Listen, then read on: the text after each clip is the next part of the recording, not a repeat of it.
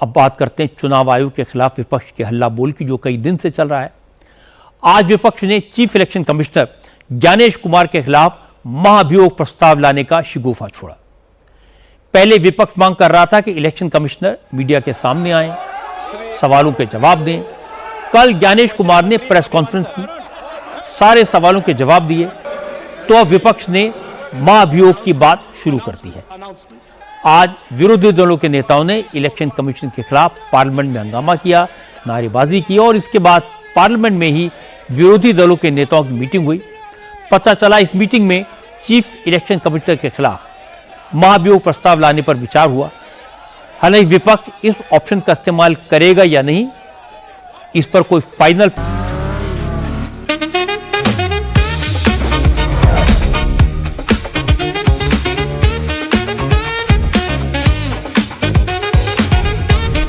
Pure technology that is built for your every sense.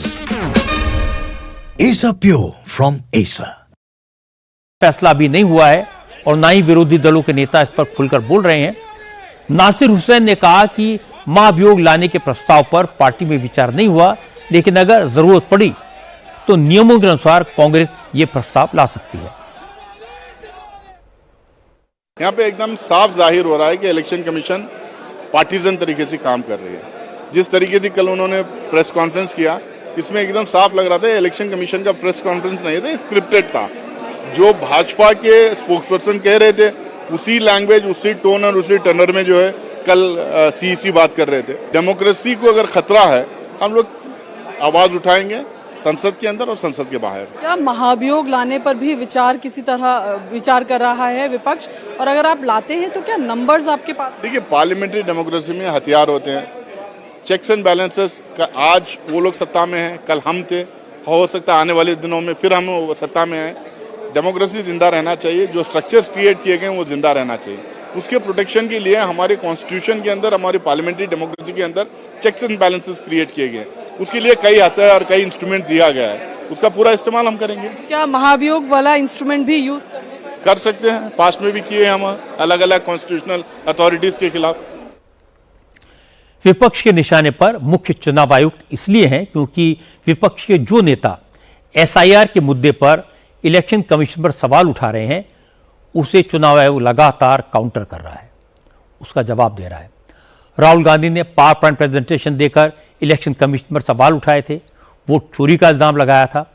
कल election commission ने उसका point by point जवाब दिया था।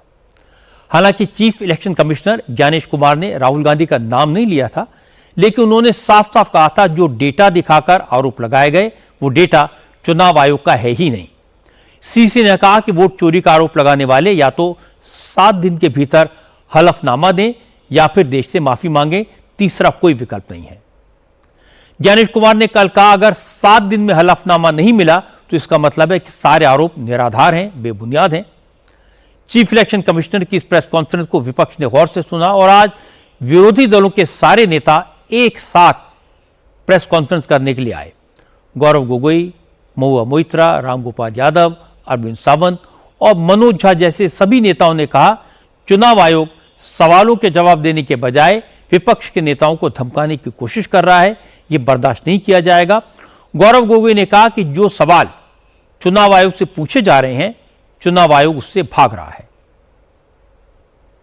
कल जो प्रेस वार्तालाप हमने देखा चीफ इलेक्शन कमिश्नर का, जिसमें उनको अपने चुनाव आयोग की कमजोरियां बतानी थी और विपक्ष के जायज सवालों का उत्तर देना था। उत्तर देने के बावजूद या उत्तर देने के विपरीत उन्होंने कल अपने प्रेस वार्तालाप में राजनीतिक दलों पर सवाल उठाया और एक प्रकार से राजनीतिक दलों पर आक्रमण किया, जबकि बेहतर यह होता कि वे ये बताते कि ये एसआईआर प्रोसेस इतनी हड़बड़ी में, इतनी जल्दबाजी में क्यों कर रहे हैं, जब बिहार में निर्वाचन सिर्फ 3 महीने बाद है। बिना विभिन्न विपक्षी दलों के साथ चर्चा किए हुए क्यों केंद्र चुनाव आयोग हड़बड़ी में एसआईआर वहां पर इंप्लीमेंट कर रही है, इस प्रश्न को लेकर वो मौन थे। रामगोपाल यादव ने कहा चुनाव आयोग राहुल गांधी से हलफनामा मांग रहा है, लेकिन हकीकत यह है कि समाजवादी पार्टी ने यूपी में इलेक्शन के वक्त हलफनामा देकर 18,000 से ज्यादा वोटर्स का नाम काटे जाने की शिकायत की थी, लेकिन आज तक कोई एक्शन नहीं हुआ। कि 2022 के उत्तर प्रदेश के चुनाव के वक्त जब अखिलेश यादव ने ये कहा कि समाजवादी पार्टी के समर्थकों के बड़े पैमाने पर वोट काटे गए हैं, तो इलेक्शन कमीशन ने एक नोटिस दिया कि आप इसको बताइए। तो 18,000 मतदाताओं के एफिडेविट दिए गए इलेक्शन कमीशन को, जिसकी सारी रसीदें भी थी। और आपको आश्चर्य होगा कि एक भी उस एफिडेविट पर आज तक कोई कार्रवाई नहीं की। जो इलेक्शन कमीशन रोजाना राहुल गांधी जी से एफिडेविट मांग रहा है, उस इलेक्शन कमीशन को हम 2022 में 18,000 गलत तरीके से काटे गए वोटों के एफिडेविट दे चुके हैं और कोई कार्रवाई नहीं हुई। विपक्ष के नेताओं को जवाब दिया बीजेपी के प्रवक्ता संबित पात्रा ने। संबित ने कहा विपक्ष जानबूझकर क्योस फैलाना चाहता है।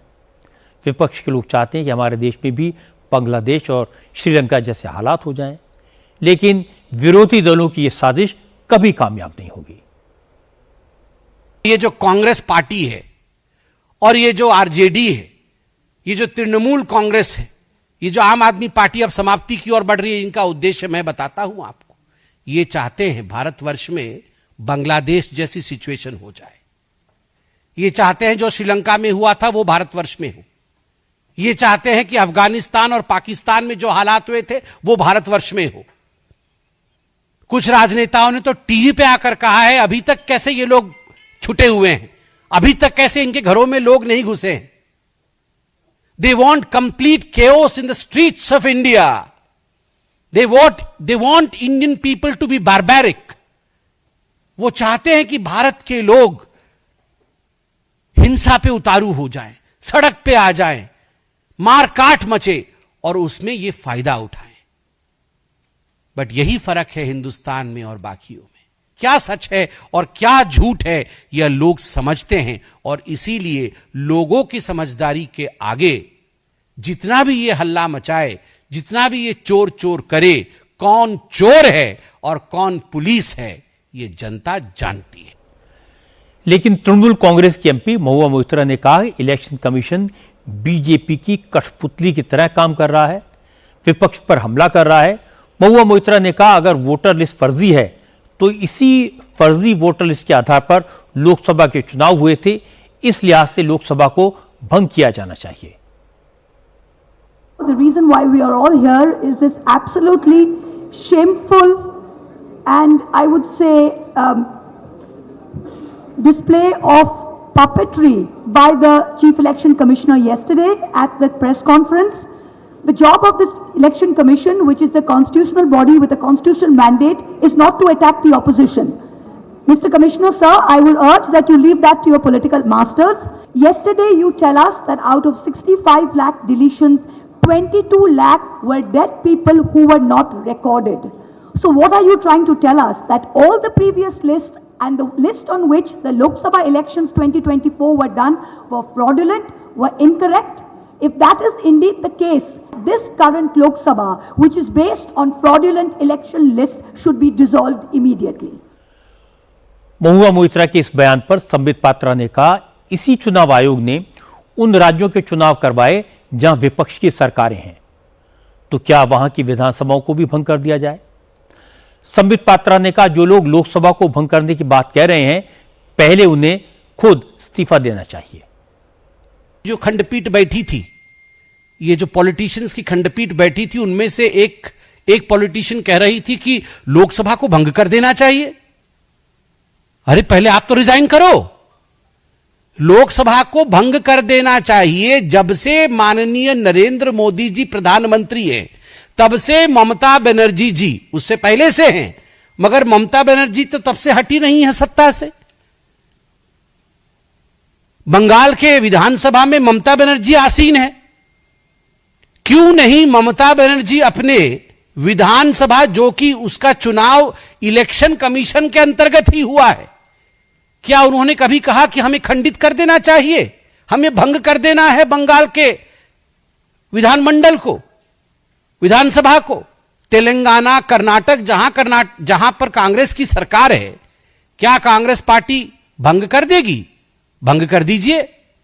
इसी इलेक्शन कमीशन ने कराया है चुनाव। आपको अगर लगता है अनफेयर है तो आप भंग कर दीजिए।